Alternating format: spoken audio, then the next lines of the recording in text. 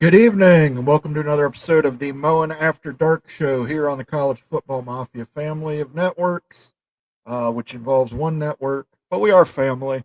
Want to welcome everybody in tonight. Crazy week 8 in college football. Uh, some teams got trashed, other teams did not. Want to start off by welcoming my co-host Rock and Rant. Rock, how are you doing this evening? I'm doing good, recovering from 15 hours worth of watching football, which tends to be the norm. There's been great games spread out, much more exciting than Sundays right now, for sure. I've learned with my football betting that it's easier to just not bet the late games. Right, let me get to bed at a reasonable hour. I'm an old man. Last night I was a little upset. Some might say a little pissed. I had Texas. I had Georgia on the money line with the under. The 7 points given to Texas screwed up my over under, and then I had a 5 team parlay where Iowa State was the one sole team to not cover. Uh, you know, Yeah, I would say that for me, I became a Navy man this week after Army not covering the 17 and a half by a half point was the one miss on there his you seven go. leg parlay. So, I'm flipping my allegiance, but I have a mixed family with veterans and on both sides, so I can, pick and choose. And this week, that half point's making me go Navy. It's true. And let's get to our picks against the spread this week. If you were following along, uh, I am the only one with a winning record this week. that's that's how tricky the picks were this week. Uh, Bomber No, 3-5, Pickles 3-5, Becky 3-5, Rock you made it to 2-6, you 1-7. Yeah, tough week on the spread, at least for the games that you assigned us to pick. There were some games I was really confident in, and the confidence was misapplied or incorrectly given to those that did not deserve it. But still, what do I have? A few one game lead on Pickles as we hit the just past the midpoint of the year, depending upon whether we're going past the playoffs or just the regular season. Yeah, and we'll pull those games up real quick. Let everybody take a look. I was the only one who had Georgia. I also put my money on Georgia. Uh, Georgia Tech, obviously, that didn't work out real well. A lot of us picked Georgia Tech. It looked good in the first half, and then Yeah. it got out of hand pretty quick after that. We also picked Uh, Georgia Tech before we knew the quarterback was going to be out. So in our defense, it's true. It's true. We have to pick on Tuesday, or we have to make our picks by Wednesday, I should say. Everybody picked Miami. Miami covered. Again, that was another one of those indisputable video evidence calls. I don't know what's indisputable video evidence anymore. Uh, but they covered. Congratulations to the Miami Hurricanes. They remain undefeated. Getting ready to face the Clemson Tigers in the ACC championship game, I believe. Because Clemson, outside of some garbage time points, they looked really good this weekend, too. yep, Uh, it did. Bomber was the only one who didn't pick BYU. Bomber actually won that. BYU did not cover. They scored late to win. Uh, Myself and Rock, we both picked Indiana. Everybody else had Nebraska. I think that was a pretty Indiana was a juggernaut yesterday. that was a resounding victory. I A didn't. There's resounding. there's literally no part of me that expected that. Like I thought they were going to win cover. Obviously, we both did, but nothing like beating them by a 40 plus points. Yeah. And then Illinois wasn't a very exciting game, but Illinois did beat Michigan 21-7. It was at Illinois. That was a Red Grange uniform game. Congratulations to the Fighting Illini. Michigan has moved to my Florida State list. Like I literally will not pick them again this year. I don't care what happens. I don't care who this. If they play against each other, I won't pick. They got to play Michigan State this year, but I shouldn't say too much about Michigan State. They had a big win over Iowa this weekend. Yeah, So, they did. and then speaking of schools that barely won, did not cover, there's Iowa State. Pickles was the only one to successfully pick UCF on that one. Good for UCF, Iowa State. You got to win those kind of games, but man, UCF had looked so terrible a couple of weeks before. That's kind of one of those games where hopefully you take something away from it because I expected them to have a much better showing. yeah, definitely. So Some good, some bad. We can't get them all right. I just wanted to point out that after my 1-7 week last week, I actually did have a winning prediction this week.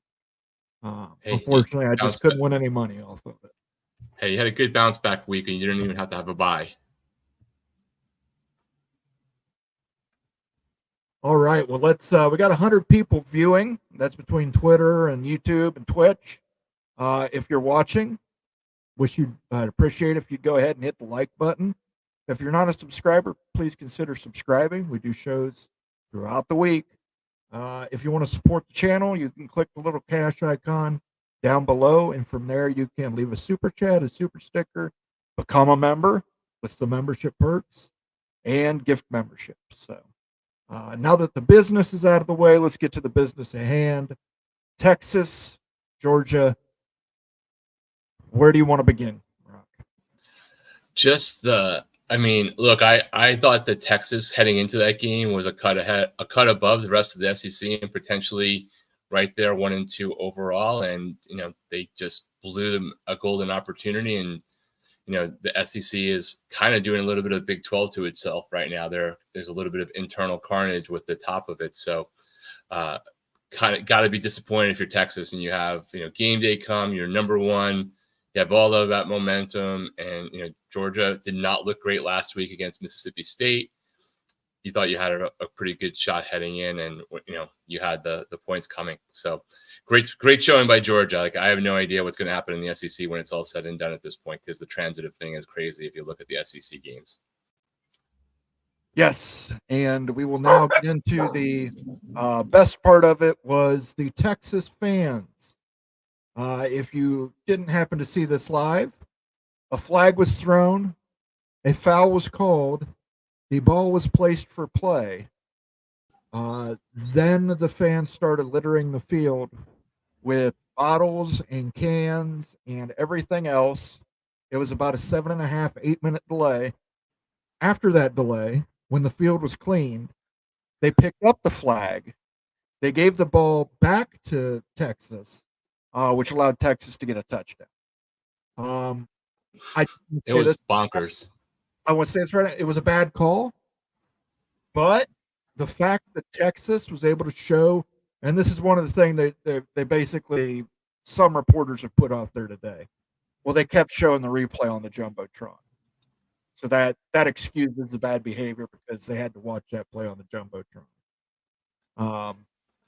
No, and listen, the SEC, they issued a $250,000 fine to a university that makes $1 billion a year. They made $250,000 in beer sales while the officials were trying to clean up everything off the field and change the play. It's true. Big Ten fans will never do that because we would never waste good beer. But yeah, they picked up the flag. They didn't call a penalty against Texas, despite their fans literally throwing things onto the field, throwing things at the other teams. They did say that they're going to make them use the video surveillance to review and stop those people from going to a Texas athletics event for the foreseeable future. I think it's 1 year. Wait, in Texas, you can only foresee the future for 1 year? They must have really dark omens around them. Yeah. And they're not going to suspend alcohol sales at Texas. They're not going to do that. Well, how else would you pay the fines for the next one? Yeah. It's just, to me, it's ridiculous. I get it. It was a bad call, but bad calls get made in every game. When they called offsides in Minnesota on that onside kick recovery at Michigan, the Minnesota fans in the stands did not throw bottles onto the field, people. They just had to eat the play, and it cost them the game.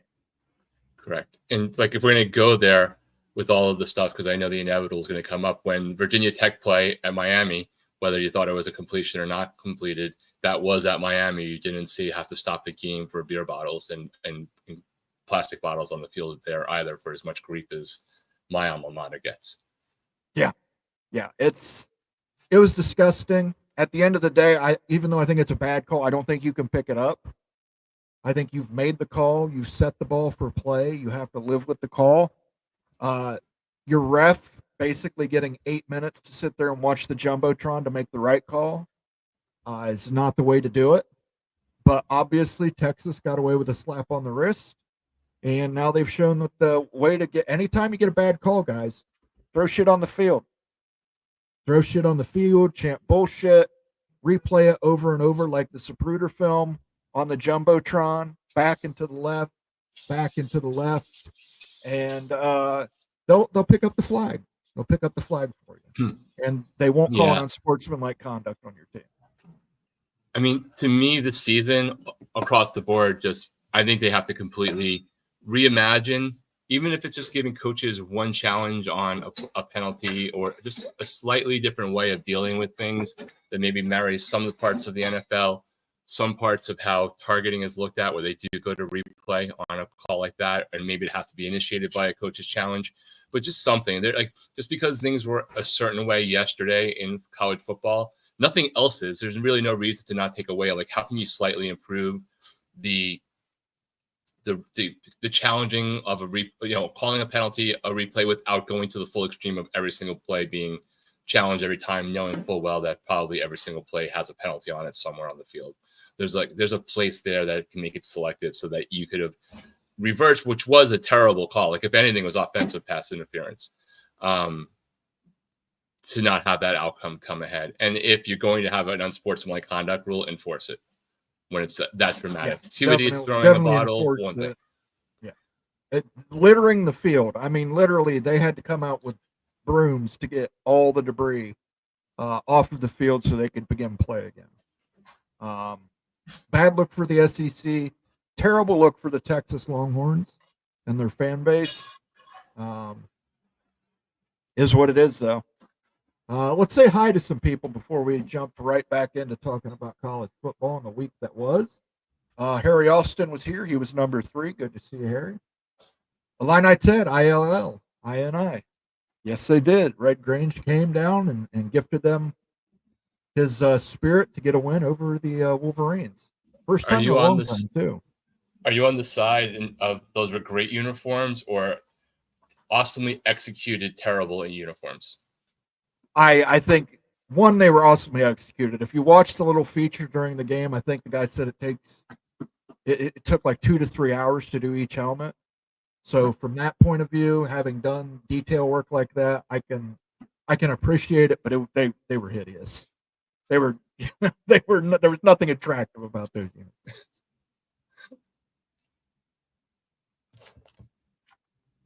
uniforms. Let's go Colorado Buffaloes, and where did Utah go? If you haven't seen it yet, Ute did a rapid reacts to the TCU loss from yesterday. He's had to do quite a few of those recently. Utes are down this year. Utes are down. Tough when so much depends on one player. Their defense looked amazing, but can't score. Bob Swanger said good evening. Good evening, Bob. AMAC says howdy, y'all. Howdy, AMAC. Hello. Conundrum says clown show rule, clown show. I don't know. I think if you put some clowns on the field, they may have scored better than 7. I'm just saying, when Indiana's got their second string on you and they're rolling points on you, you done goofed. You done goofed.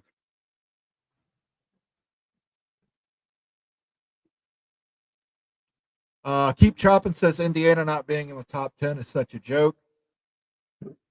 This was yes, they showed out against Nebraska. Rourke is injured. He is out, quote unquote, indefinitely. Right. Their backups seem to come in there and have no issue. So, but they're coming down the tough stretch. They've got Michigan. They've got Ohio State. They've got some tough opponents on the board. It's really going to test them. Yeah, it'd be big if they can get past this 1 week at a minimum if he winds up being out. I think, where do they play? They're playing Washington this week, I think. Yeah, they're playing Washington. They have that at home. Big noon kickoff will be in Bloomington for the first time, I think, ever. So is College Game Day, I think.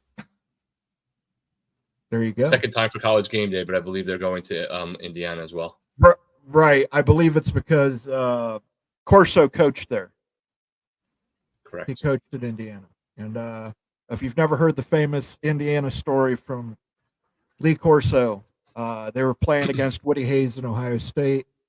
They scored first. They scored a touchdown during the timeout. Lee Corso had everybody line up underneath the scoreboard to take the team picture, showing Indiana leading Ohio State 7-0, and Woody proceeded to put 50 points on them. So that's Coach Corso. That's what he did as a coach. Darth Ducky says there is SEC bias. There was. I think you guys should have been number one last week after beating Ohio State, but yeah, I think there's still.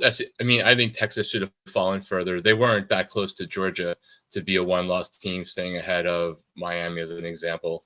Regardless of what you think, like they're still the third or fourth team, and they got handled pretty easily by a Georgia team that lost to an Alabama team that lost to Vanderbilt. Like, I don't believe that they should be. They should have fallen a couple more spots, in my opinion. yeah, there's definitely some SEC bias in the polling. There always has been.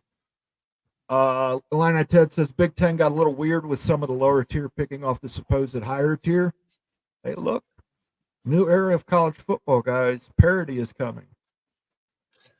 I mean, Big 12 already gone through that, right? Like BYU was supposed to be the lower tier, and now they're the, second highest ranked team in the conference on a theoretical collision course with Iowa State, potentially. Yeah, TCU's 2 years removed from a national championship game, and they got housed by a team that was a G5 team last year. So,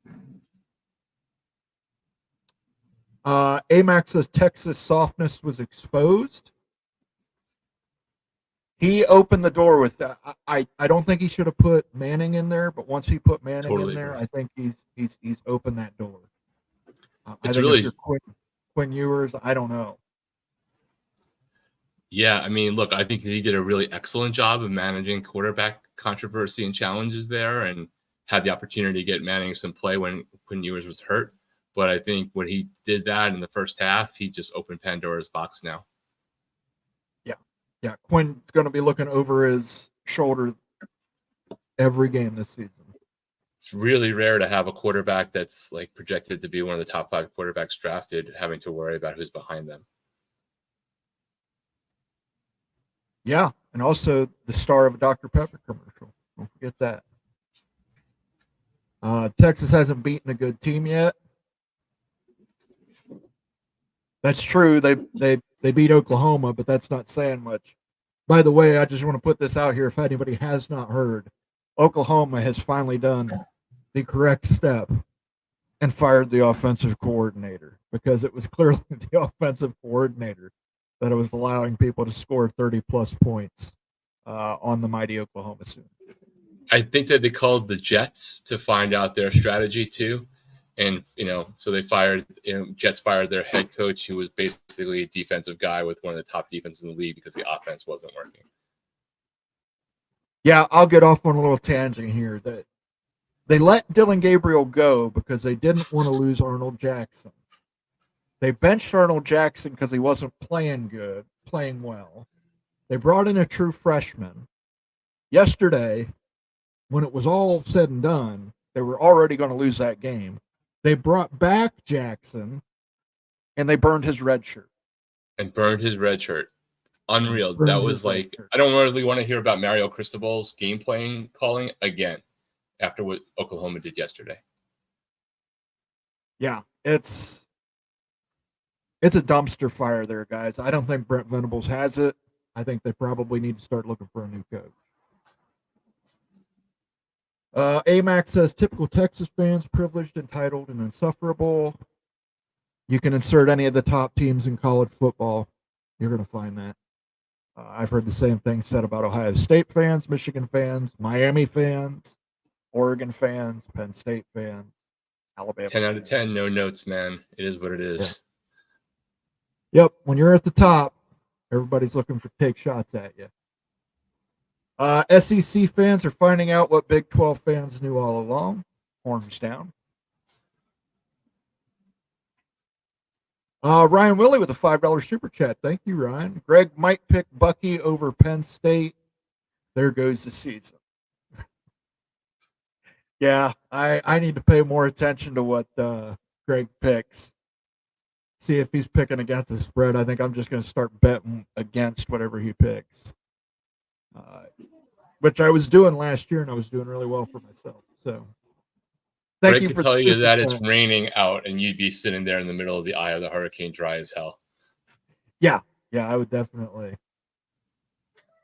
He runs a little cold. And then Ryan Willie, he follows that up with on Wisconsin. Big win for Wisconsin. Since losing to USC, Wisconsin has went 3-0. And their defense, I think, has allowed maybe 10, 15 points.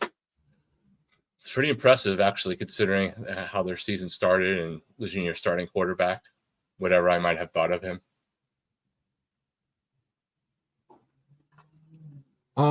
Illini Ted says the Illini continue their games where the whole conference is behind them when they travel to Autzen. Good luck, brother. Good luck. That's all I can tell you. Good luck. I don't think it's going to happen, but Darth Ducky says Billy Napier will be available for OU. Hey, Florida won this week.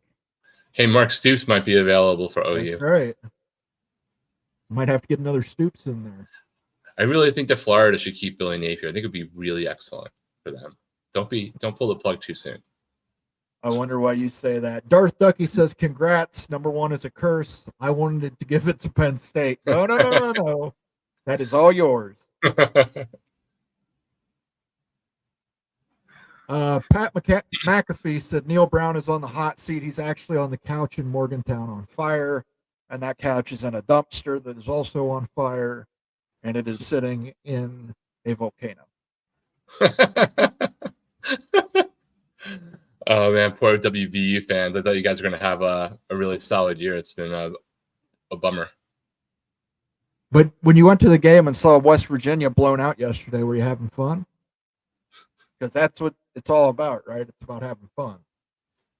The coach should worry about whether or not you're having fun, not wins and losses on the field. It's not Six Flags, man. Yeah. Saw this list as potential hires for WVU: Barry Odom, Jamie Chadwell, John Summerall, Jeff Munkin, Dan Mullen, and Jimbo Fisher. I would go Chadwell. I take the guy who does more with less and try to see if you can capture the sort of fire that Indiana caught with their hire from a similar school profile that, from where he came before he went over to Indiana. Out of that list. Yeah, I don't think you're going to land Jimbo Fisher because he's still making Texas A&M money. I wouldn't want to land Jimbo Fisher either, though, if I was West Virginia. Yeah, well, from that standpoint, though, he is a national championship winning coach. He is, but the amount of times that those kind of guys leave a program after a second program and have like a second life after that, they comes back and don't get lazy on the recruiting trail and that kind of stuff. I don't know. I don't see Jimbo Fisher being a really good suggestion for West Virginia. Yeah, I don't think he's going to do it because I think he would have to take a pay cut to take the job. Yeah, he just has to love work, and that would be the reason he would do it, right? I think I would take Munkin off that list. I mean, what he's done with Army. I hear what you're saying about Jamie Chadwell and Liberty, but Liberty pays people. Yeah, I only say Munkin. I only left Munkin off not because I don't think he's an excellent coach. A lot of times with the Army Navy coaches, it takes them a long time to decide to leave willingly, even when they have opportunities, because there's like a different thing with them culturally and passion for their school. So I don't know how Munkin is shaped. It doesn't mean he'd be abandoning Army, but you never know with those guys. Keep Chopping says Napier is coaching his ass off. Not sure why he gets so much hate. It's the University of Florida. Look at their recruiting rankings. They should accidentally be in the top 15 right now. That's why.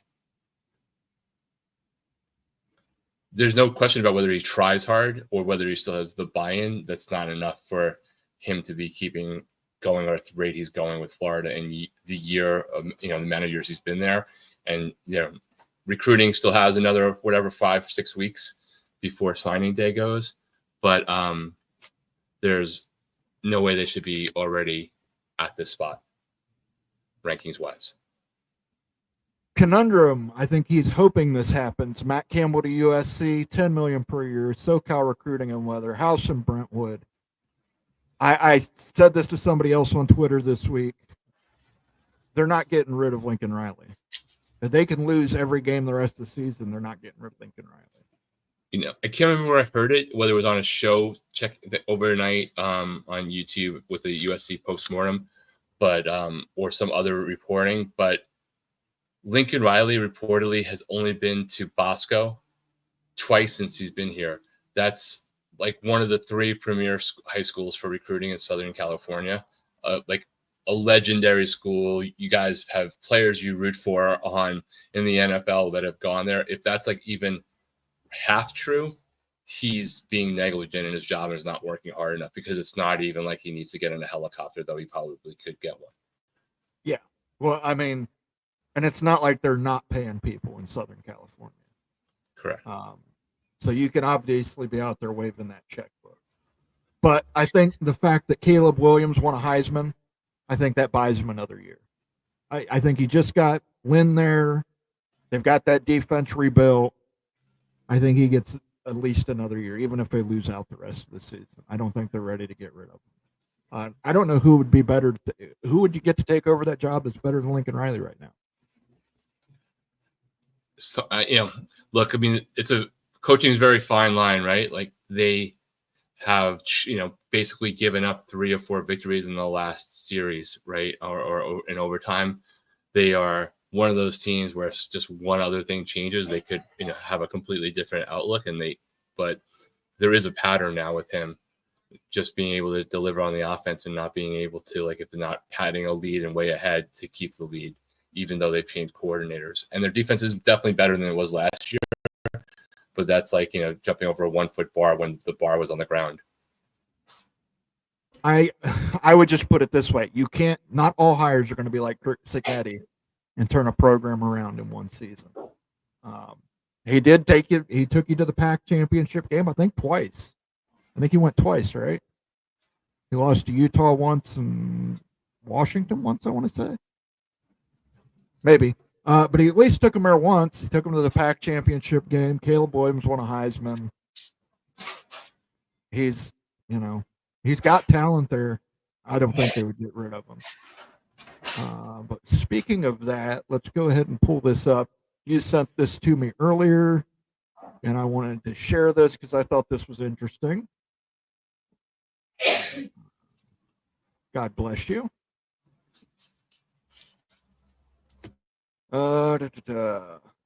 This is the AP Top 25 poll from the preseason. Let's look at some of these names that are in here at the top.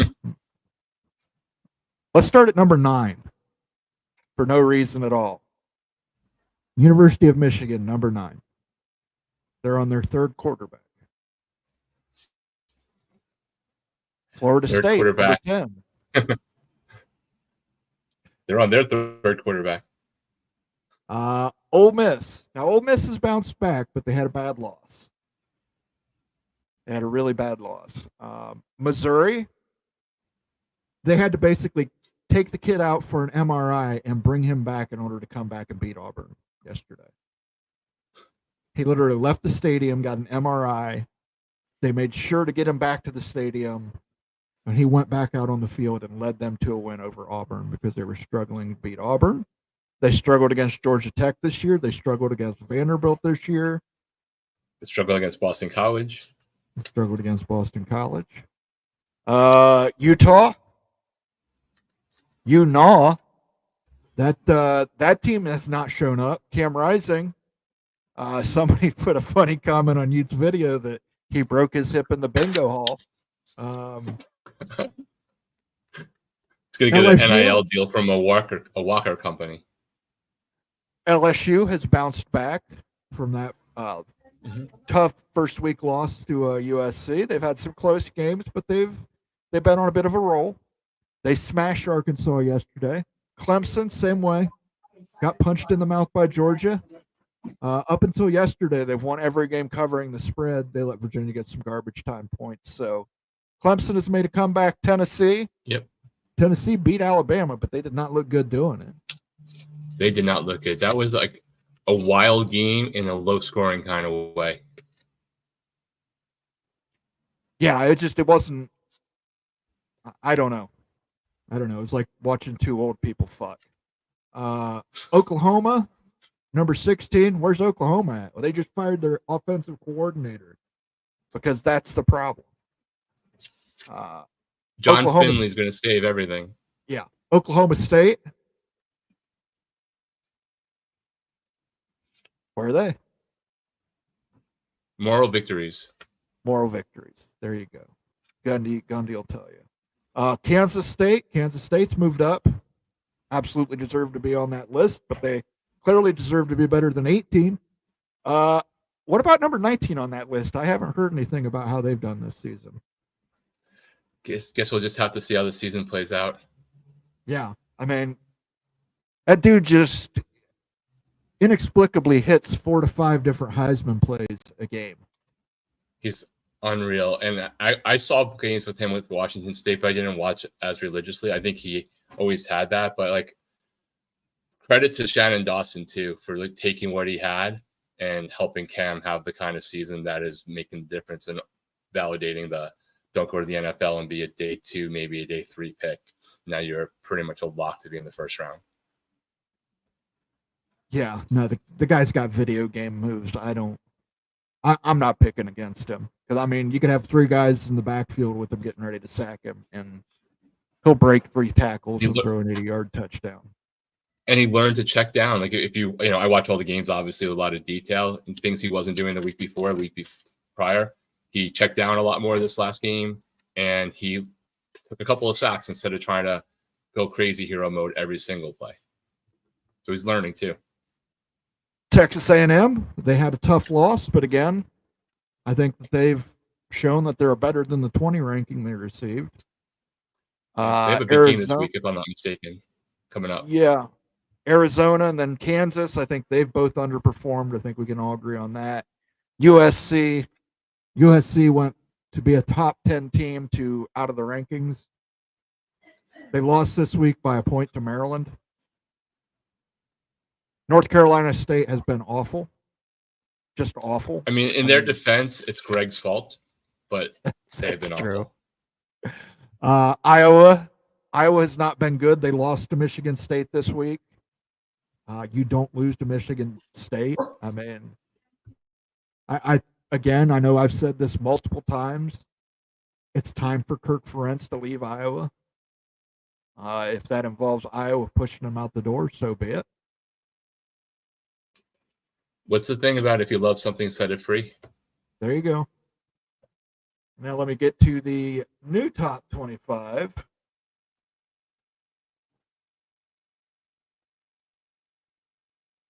As soon as I can pull it up here we go. On 3.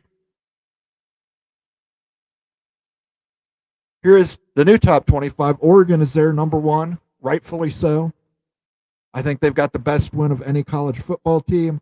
I think with Boise State continuing their run, I think their win over Boise State actually shows to be a good quality win at this point. They're still going to be tested a little bit, but we'll see. Georgia jumps up to number 2. Again, I don't know how you come to that conclusion. Penn State is undefeated. Miami's undefeated. Iowa State's undefeated. BYU's undefeated. What's the ration? I understand that Georgia beat the number 1 team. I understand that. But Georgia has a bad loss at Alabama, an Alabama team that has not looked good.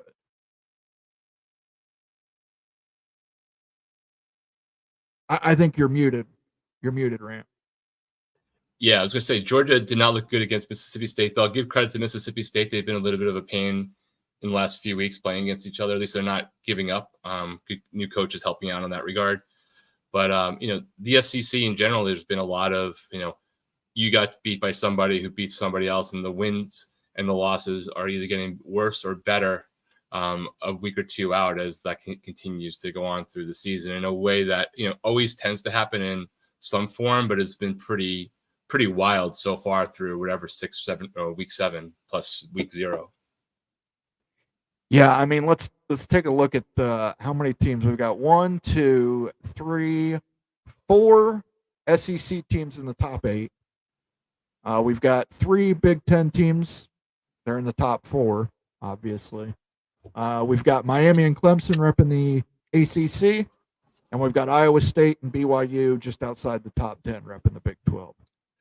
I mean, a good question for the bias side. Look, and two things can be concurrently true. The SEC can be the best conference and also overrated.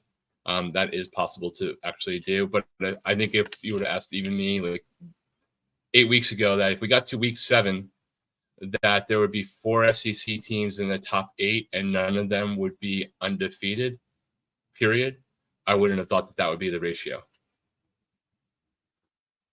Yeah, I know Penn State's schedule has lost some of its luster with some of the people they played not doing as well as they should have. They had a tough game at USC, but they came back and won that game. They were down 14 points. That was on the road at USC. I think you put them in front of Georgia. I'm sorry, they're undefeated. I think you put them in front of Georgia. I don't even have a problem if you move Ohio State to number 5 and put Texas and Georgia at 3 and 4. Yeah, and Miami. for me, this is just more. It's interesting. It's a little less annoying when you know like the 4th conference champs are going to wind up being seeded 1 to 4 anyway.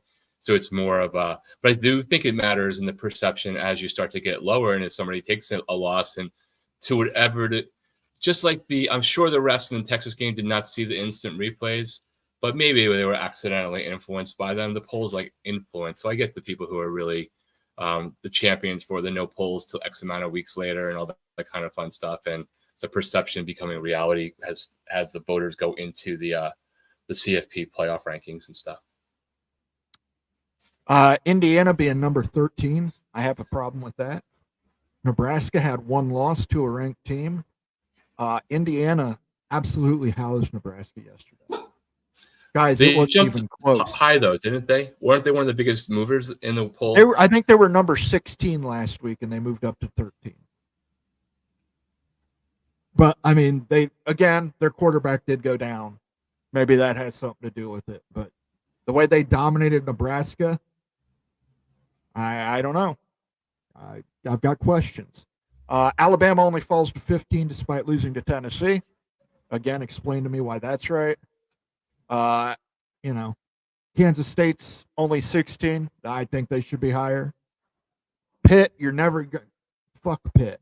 I can't understand why Pitt is number 19 in this poll. They have not looked good winning. Because most people aren't watching Pitt games and they're just seeing it's a Power 4 team that's undefeated. That's really it. Yeah, they have not looked good winning. Illinois is number 20.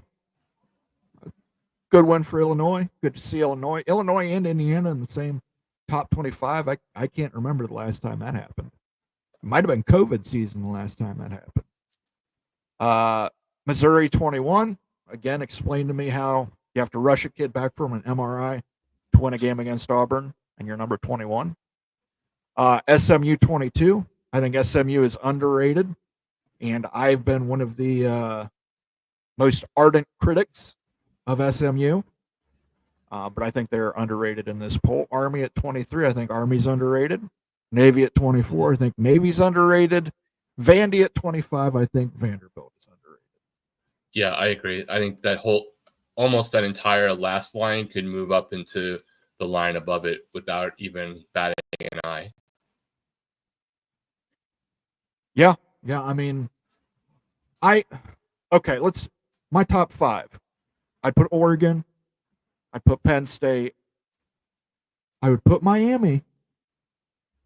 The ACC is still a power conference, whether we like it or not. I know Florida State's having a down year. Clemson had the bad loss early on. The ACC is still a power conference. You've got an undefeated ACC team with a Heisman Trophy contender on it. Cam Ward's a legitimate Heisman Trophy candidate. I'm putting Miami number 3. I'm putting Texas number 4. Or put Georgia number 4, Texas 5, Ohio State 6. I might move Clemson. I might move Clemson in front of LSU because of the USC loss. It's another perfect example of a game that looked a certain way at a certain time in the season when those teams were performing differently, and USC is no longer in the top 25. Yeah, definitely. I can't understand. I can't understand Georgia being number 2 in front of undefeated teams, and I can't understand the ACC leading Miami Hurricanes with a Heisman Trophy contender quarterback not being in the top 5, let alone not in the top 3. I mean, I think they're a top 3 team. Yeah, the next couple of weeks, a lot of this stuff's going to fix itself just by definition. It's taking a little bit longer, but we've had so much fun chaos throughout the rest of the top 25 and names being on there that, Indiana is there, right? They're not in the top 10. They probably should be. But you can make an argument that you didn't really know that until you saw them just obliterate Nebraska. So whatever Nebraska winds up being at the end of the year, whether they're the team that seemed like they were coming back up with Matt Rule and Dylan Raiola, or if they wind up being like another 6-6, 7-5 kind of year and that victory's not there, it's like they beat Nebraska so badly that that there's something there behind that team. So they warrant it, and they have an opportunity in the next couple of weeks to rectify that. Granted, they have a little bit of a question at quarterback now. Yeah, they've got to go. I believe, let me check here. I think they play at Michigan this year. I know they play in Columbus.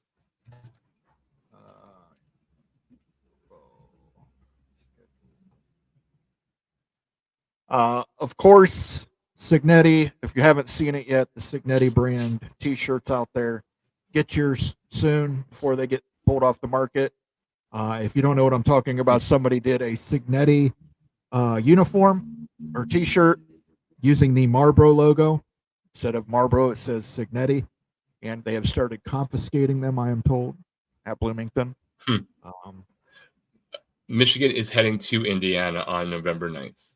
Okay. Washington's heading to Indiana this week, and then they travel to Michigan State in between, and then they have a bye week before they come meet you guys in Ohio State. Yeah, and that's going to be the toughest game remaining on their schedule, is that Ohio State game, because they end the season with their traditional rival, which is Purdue. But yeah, let's jump back to some comments here. I'm trying to remember where I left off. Sucks that USC's get right game will be Rutgers. Yeah, and that's at 11 p.m. Eastern time. Everybody's what happened with Rutgers? Rutgers lost this week. Yeah, UCLA came in. Yeah, UCLA got their first conference win against Rutgers. So, Rutgers, the birthplace of college football. It's the birthplace of UCLA's first conference win. There you go. David Frame says, I really could see Nick Saban coming out of retirement to West Virginia. He talked about it in the past. He said he watched Jerry West playing as a kid in Morgantown. I don't think Nick Saban's going anywhere. I don't. I think he's done. I think he's going to West Virginia with game day one day. Yeah, I think he'll go there to visit, but I don't think he's going to be a coach. Illini Ted says, also remember Lance Leipold was the Kurt Signetti previously. He was, and he lost his offensive coordinator and they fell off. So maybe we were giving Lance Leipold too much credit. Michigan was ranked this year. I think Nick Saban and Urban Meyer are both fine not doing the recruiting thing, making bank, talking college football. That's right. I don't know if the Jaguars ever paid Urban his money. So, I mean, it's not like Urban's hurting for money. The only thing that Nick Saban wants to recruit you to do is to please come buy a Mercedes from one of his dealerships. He's got all those stupid commercials he's in, too. Chloe, would have Cam Ward made FSU a better team this year if he chose them, is the real question. No, because FSU doesn't have an offensive line. FSU apparently doesn't have a defensive line. They can't stop anybody. Their receivers, I think, aren't even comparable to the Miami receivers. So I don't think you plug Cam Ward into the Florida State Seminoles team and it becomes a good team.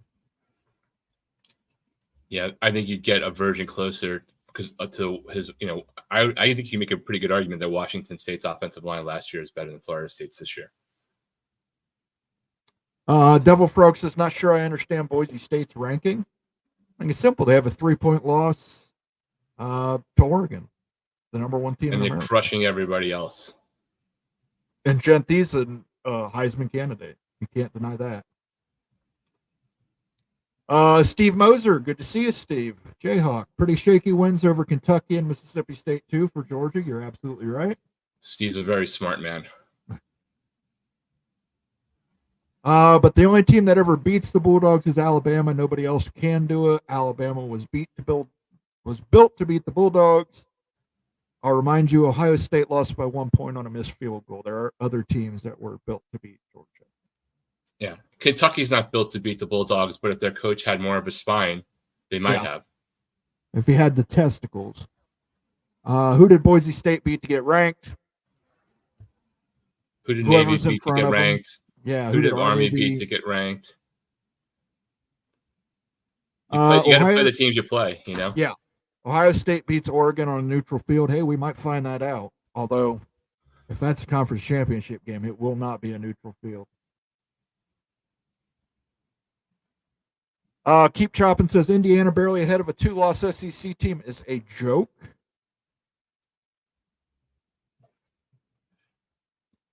West Virginia better than Pitt on neutral field? Question mark. Fair question mark. No, Pitt would win. It just wouldn't be a good looking win. Yeah. Plus that rivalry, I don't even know. Like it almost probably Pitt, but those guys, they play 10 times. It's like 6-4. It doesn't even matter who is better, I think, unless one was markedly better than the other. Coy says, watch after next week. The BS that happens, Illinois gets out of the top 25 if we lose to Oregon, while SEC schools would only move down 3 spots. Yes. Greg Sankey makes determinations on Saturday night what counts as a quality loss now. Yeah, it just means more. Just means more.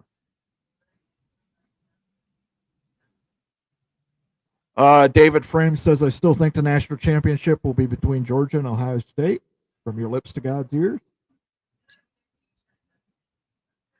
Aaron Frazier, as a Miami fan, I understand it. There is a lot of hate and resentment to and towards Miami. I love it. I do.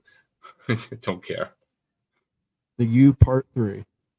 I only get triggered about people just not being intellectually consistent about when they're offended by calls or replays or whatever it is. Like, at least have a consistency about it. I really don't care if you hate Miami or you love Miami.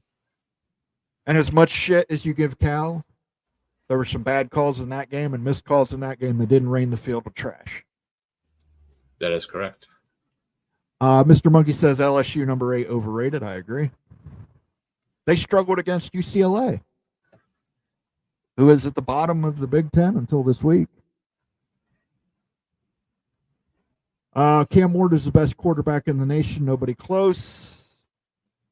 I agree with that statement, but I'm biased. I know that, but I still think it's true. Now, I don't know if nobody close, but I think he's the best quarterback. I think there's several really good quarterbacks this year that are all going to make an impact in the NFL. I think you can make an argument for Dylan Gabriel. Close only counts in horseshoes and hand grenades. There you go. Illinois sucked in COVID season. I'm going to wild guess the last year Indiana and us were both ranked is going to be a very long time ago. I think you're probably when you right. had those uniforms in actuality, not just painted. I think you might have to go back to the Jeff George era to find that. Devil Frog says, Army and Navy are undefeated, though. Boise State isn't. They literally lost to Oregon at Oregon by 3 points and almost won that game.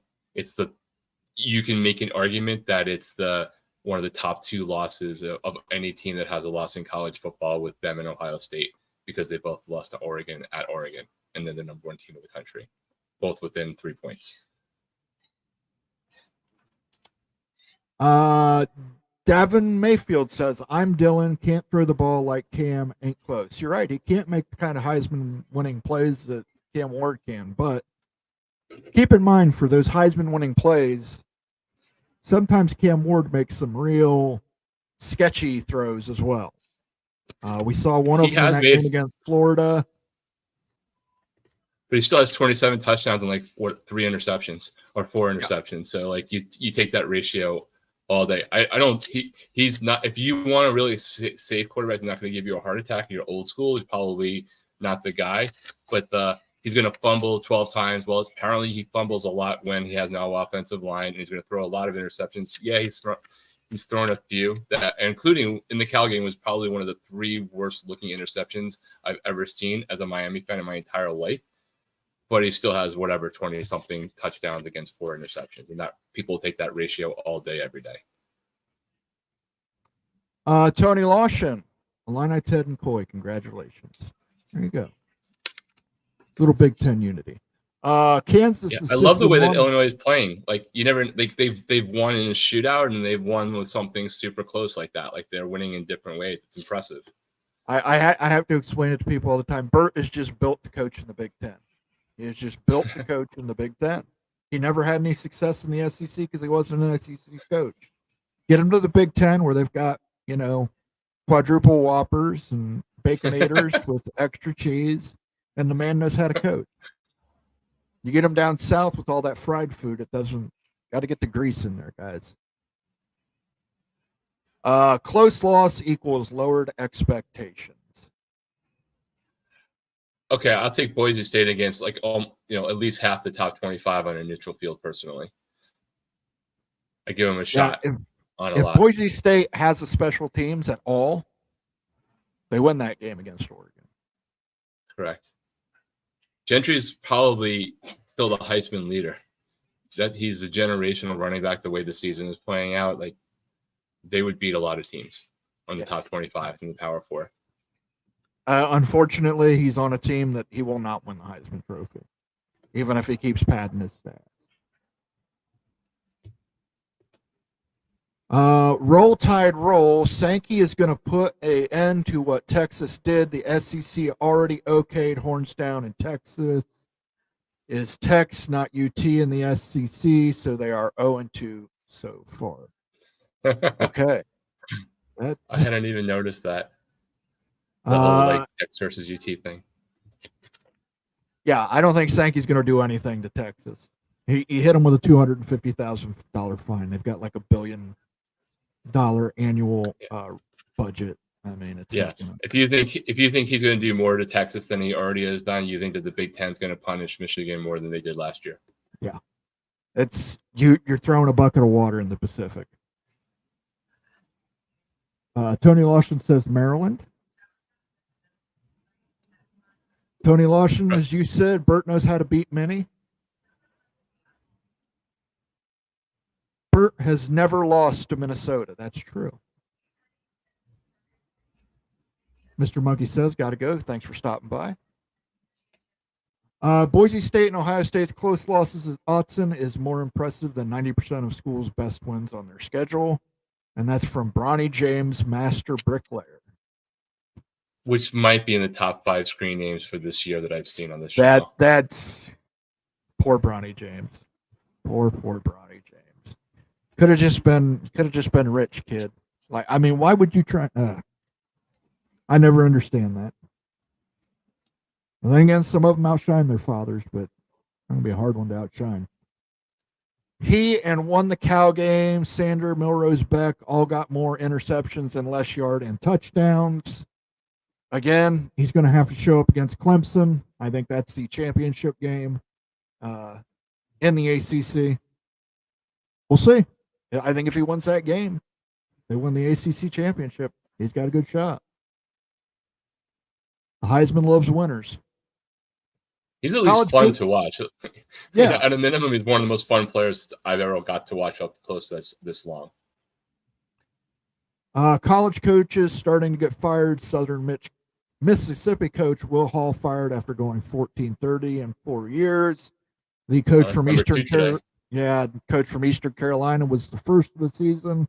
I don't think anybody had him in his death pool. I think we were all on the Billy Napier, Dave Aranda bus. Brent Venables was the name I think should be added there, regardless if you fired your offensive coordinator. I would have thought UAB before Southern Miss personally, but Tony Lawson says, wonderful name, Bronny. Daniel Gygax says, I think the cheek clapper name is number one. Troll grinding. Odds are. Yeah, is it troll grinding cheek clapper? I don't want to botch it and do bad justice to a great name. It was either that or LeBron James Diddy Party MVP. But this guy really doesn't like LeBron James. Wow. Did LeBron leave your team or did he beat your team? You got to tell us what the deal is with that. I mean, man. I have no LeBron issues. I do have issues with this whole Bronny situation. I have complete issues with that. And listen, I'm a LeBron James fan. He came from Ohio. But drafting his son, I don't agree with players running any organization. We've talked about this, the New York Jets and Aaron Rodgers basically making the call to fire their coach. Inmates shouldn't run asylums, just my opinion. All right, we got about 10 minutes left, guys. I'm going to get to more comments. Anything else you want to touch on for this week, Rob? No, just what games are we looking into for the rest of the week? Like, let's take a quick look and what the top 25 schedule is looking like. I'm in my zone where it's hate week. I will not. I try to relatively couch comments about Florida State because it's boring if you hear a Miami guy on a national show and channel like this taking shots, other than some good-natured ones. But Miami is playing Florida State, and I don't really care that they're 1-6. A couple of years ago, they destroyed us, but there are definitely other bigger, more important games other than that specific rivalry. Who's Ohio State guy coming up? Ohio State plays Nebraska this week, which Nebraska just shout out to Indiana for keeping them warm for you. Yeah, thanks.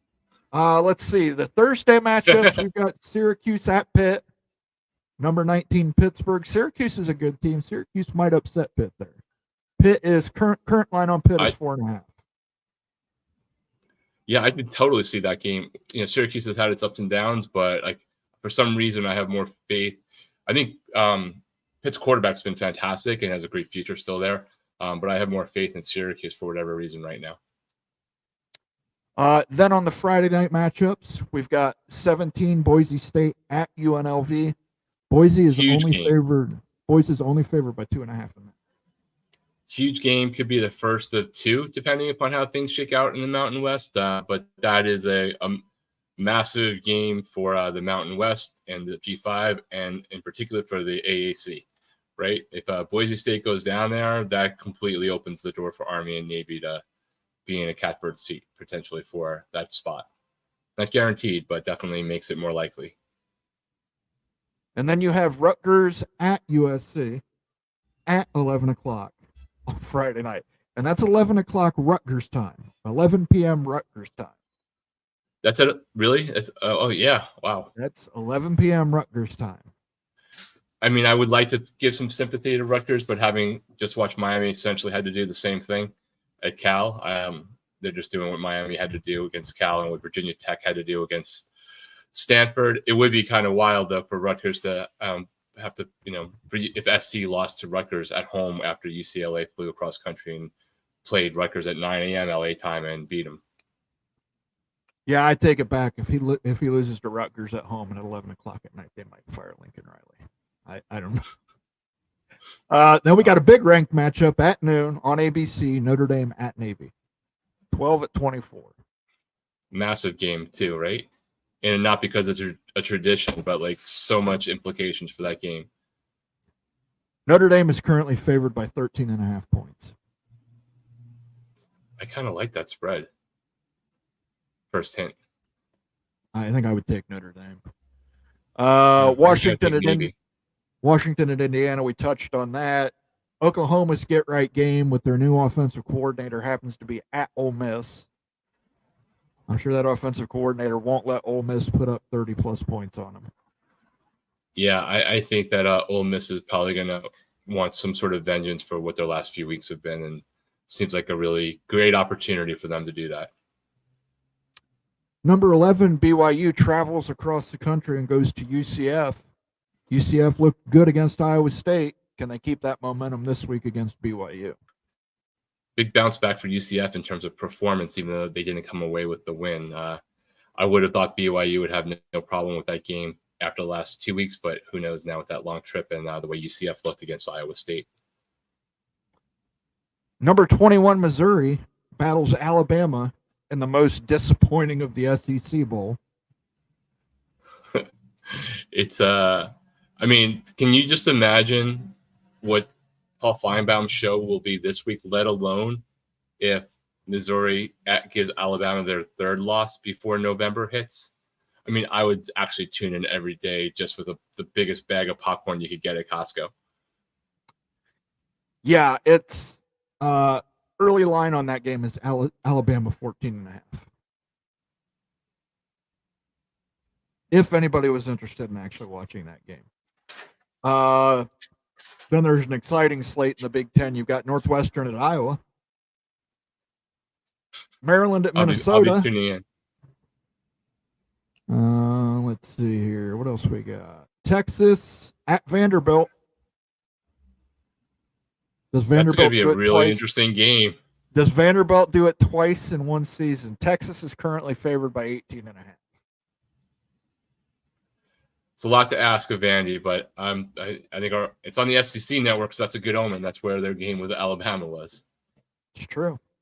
Florida State at Miami, the rivalry game. Miami is Miami's favored by 21.5. There will be no dogs called off if that game can happen. Miami will not take Cam Ward off until they're up 40. Every recruit and the mother is going to be at that game. So I'm hoping that lives to that. They will all be there at that game. So including some flip candidates. 21.5 points. Damn. Penn State travels to Wisconsin to Camp Randall for the night game over on Big Ten Saturday night. Penn State favored by 6.5 there. Probably the best game of the weekend is LSU at Texas A&M. I feel good about A&M in that game, even with the small spread. That feels like a way for them to really put themselves back in the conversation for the SEC title game. Yeah, that's over under 53.5. Tiebreaker hell, man. Like that's probably a conversation we get familiar with in the next week or two to really get into what's going on, because there's so many scenarios right now across pretty much all of the conferences, but in particular the SEC and the Big 12, where these four teams are all tied without having the same like opponents in conference in any even fashion. And you're going to need like ChatGPT to figure it out. Well, here's one for you. If you're watching, Utah gets to play Houston this week. Congratulations. If you lose to Houston, you will get another in the Wild Ute React series. Kansas is playing their rival at Kansas State. Kansas State is favored by 10 right now. I'm sure that line will move. Cincinnati at Colorado. Here's an interesting game. Colorado, since that loss at Nebraska, I think they've been undefeated. I think they've gone 5-2. Pretty impressive. And then it's strange that everyone's quiet about them now, right? And I've taken my shots at Dion, but like they're playing really well. You know, they're doing it on the field and not just the hype, and they're doing some victories. And Cincinnati's been sneaky good. You know, another team in the Big 12 that was not highly thought of heading into the season, and they're definitely outperforming their expectations to the same degree that Kansas has underperformed theirs. Bronny James, master bricklayer. If Boise State's only losses at Oregon and the Big 12 champion has 2 losses, does Boise get the 4 seed because Boise would be much higher ranked? We talked about so personally. Before the show. Especially if it's 2 losses. If it's 2 losses, I think it's almost – if it's 2 losses, Boise State runs the table, wins their title, I think it's pretty much guaranteed. 1 loss is a harder call, but I still think very possible depending upon who we're talking about in the championship game. Because you could have a scenario where the tiebreakers don't actually have the 2 highest ranked players in the Big 12 in the conference title, depending upon however those Byzantine rules go. Thank you for using Byzantine. if Oregon remains undefeated and they're the number 1 seed, I think you have to put Boise State in front of a 2-loss Big 12 champion. I mean, their only loss would be to the number 1 undefeated team by 3 points. That they lost, they had 14 points and special team points scored on them. I know that's probably not what Big 12 fans want to hear. Sorry, I didn't mean to hit that. Might go off the grid. Start. Might go off the grid for a long time if Utes lose this weekend. Well, you can't go off the grid because you're scheduled. Ute and I are going to do a debate on Super League versus no Super League. Ute versus no Ute. It's the political season. We're going to do a debate. So don't go off the grid yet. It was either that or John. We did that. Ain't no party like a Diddy party is now LeBron's most famous quote. Yeah, unfortunately, there's a lot of famous people saying a lot of good things about Diddy. Those things don't, things never age well when you say nice things about people. That's why I'm a dick to everybody. Then when somebody's actually guilty of something, I say, see, I knew I was a good reason to be a dick to that guy. The only celebrity quote I've seen that doesn't make somebody look really bad so far about Diddy is something that Denzel said at some point. Penn State is my favorite team this week. Yeah, I never understood this. This will be a tangent. We'll get off here. I don't understand why rich people got to have freaky sex parties. Just, you're rich. You can have normal sex, guys. Just, I don't know. You'll have to get weird with baby oil and freak offs and all this stuff. 2 struggling teams with Rutgers and USC. That's true. Tony Lawson says if USC can't win that one, the fans need to revolt. Nitwit calling his shot. UCF wins this week. Whoa. BYU does not go undefeated. There's their loss in the Big 12. That's really not nice to say that to Bombers team. Steve Moser says, I usually DVR the 4th quarter of the late game and watch it at 7 a.m. the following morning. 54-year-old sports fan hack, 40-something sports hack. I DVR all the college football games on the YouTube. My TV hack was app. I just moved to the West Coast to solve that problem. Oh, okay. Yeah, that makes sense. I didn't think about that. I'll just lift up and go live California where cost of living is through the roof. I'll take Navy on the points. Okay, Daniel. 2 worst teams in the SEC are Missouri and Alabama. No, Mississippi State's the worst team in the SEC. At least they have, I'll give Mississippi State, they have heart, though. They have heart, but they don't have talent. Or they don't have as much talent, I should say. They don't have as much talent, it's fair. Hey, they also lost to Toledo, right? So. Nitwit, I'm taking Vandy. Tony Lawson says Missouri only has 1 loss. And they have a bunch of ugly wins, too. Vanderbilt should have beat them. Boston College should have beat them. Again, I know, shoulda, woulda, coulda. Keep Chopping says Northwestern Iowa. I'd rather watch paint dry for 4 hours. No in ideal conditions, your paint might dry faster than that game will go. Illini Ted says you'd get about as much action. I think paint knows about forward passes over 10 yards. LSU versus A&M, both schools undefeated in the SEC, I believe. Yes. I think they are. That's correct. I think that's the thing everyone has to pay attention to. Like, you get thrown off by rankings. It's now the championship games are based off of tiebreakers for games just within the conference, right? Unless you get down to like some level below and there's some outlier there. Mr. Ed Wayner says if Utah loses Houston, Wild Ute will definitely hear it from me. I will be at the game. Yeah. Big 12 Schadenfreude. They are loving the downfall of the Utah Utes this year. If Utah loses to Houston, I predict a new 20-minute milking rant. Like I said, stay tuned. We're going to do a video debate on the subject. I'm sure there'll be plenty of milk references and allegories that'll go, round and round. SEC champ looking like it's going to have 2 losses as well. Good. Boise State would be the best team in the Big 12 if they were in the conference. Yeah. They'd be in the top 3. I'm only willing to go that far. The CFP has been around for a decade, and the Big 12 has the worst of the power conferences in the college football playoff. Assuming you take Texas, oranges. Yeah, if you take Texas and Oklahoma out and say that they don't count as Big 12 teams, sure. But even in that case, I think the Pac-12 would be the worst, right? I think every Pac-12 team that's made it is in the Big 10 now. So,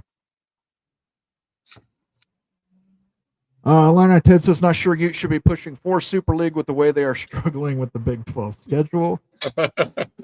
I will remember that line for the debate. I will throw that out there. Nathan Campbell, do you think the Oklahoma coach goes pretty quick? I think they fire him at the end of the season. Mo, and the weather in the San Francisco Bay is a lot nicer. Granted, the $4.25 a gallon gas sucks. I think it's 2 something here. I rarely fill up my car anymore. So I'll just stick to living in backwoods Ohio. It's where I'm most comfortable. I like it where people don't bother me. Rocket Rant, you want to say anything before we take off here? No, just be interesting to see whether the coaching carousel really is kicking off into high gear with the 2 today, and an offensive coordinator going into Oklahoma, and all of these questions of like they haven't played anyone, no one has played anyone, are all going to start to sort themselves out in the next week or 2. A lot of big in-conference matchups that will hopefully separate everyone. But if we're here in 2 weeks and we have a lot more internal carnage and we're all studying if this entire channel becomes as well versed in the tie-breaking rules of each of the 4 conferences to get to the championships as we become on lawsuits in Leon County, it's going to be a wild finish to what has been a pretty amazing season so far. Yeah, I would just say this: SEC officiating. You made a bad call. You should have stuck by the call. You shouldn't have rewarded Texas fans' behavior. You should have penalized Texas with a penalty. You gave Texas 7 points, basically. You screwed up my over and under. You owe me $64. I want $64 from you, SEC officiating. $64. That's what you owe me. I think it's time we go to national officiating with actual competency across the board. Yes. We don't have AFC East officiating. Yeah, I think it's probably a good idea to go to a national. Let's do a Super League for officials. And then we can all be equally mad and we can stop singling out conferences. But the most important thing to take away from this is I do want my $64. I do want it. Some guys will be seeing you, SEC officials. That's a joke, by the way, in case anybody, takes that out of context. I don't think they're going to give me $64. They got to pay Greg Sankey millions.